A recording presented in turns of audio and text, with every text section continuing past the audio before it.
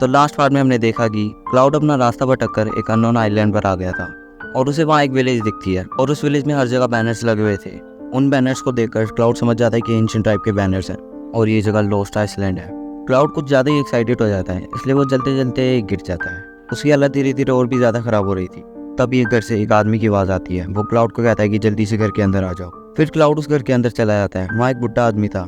वो क्लाउड से कहता है कि तुम्हारी हालत ठीक नहीं लग रही। वो उसे बैठने को कहता है। फिर वो बुढ़ा आदमी घास फूस से बनी हुई दवाई उसके जख्मों पर लगा देता है और उसे आराम करने को कहता है। और फिर अगले दिन स्टीव उठता है और वो पहले से थोड़ा ठीक हो चुका है। फिर वो उस कमरे से बाहर आता है और बाहर वो बुढ़ा आदमी खाना खा रहा था। क्लाउड को भी अपने साथ खाना खाने के लिए बिठा लेता है। तो क्लाउड कहता है कि मेरी मदद करने के लिए आपका शुक्रिया।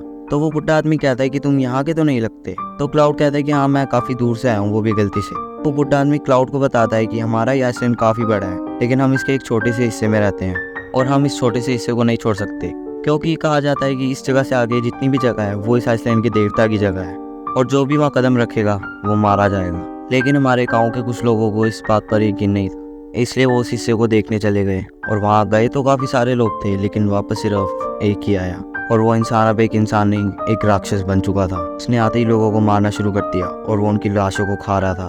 तो क्लाउड सोचता है कि ये कहीं ज़ॉम्बीज़ के बारे में तो नहीं बात कर रहे, लेकिन यहाँ ज़ॉम्बीज़ आगे से सकते हैं। यहाँ तो सबसे पहले मैं आया हूँ। नहीं, एक सेकंड, मैंने एक ज़ॉम्बी को देखा था और उसके कपड़े यहाँ के लोगों के कपड़ों के जैसे तो नहीं थे। मतलब मेरे से पहले भी यहाँ कुछ लोग आ चुके हैं। और इसी के साथ ये एपिसोड यहीं पे ख़त्म हो जाता है।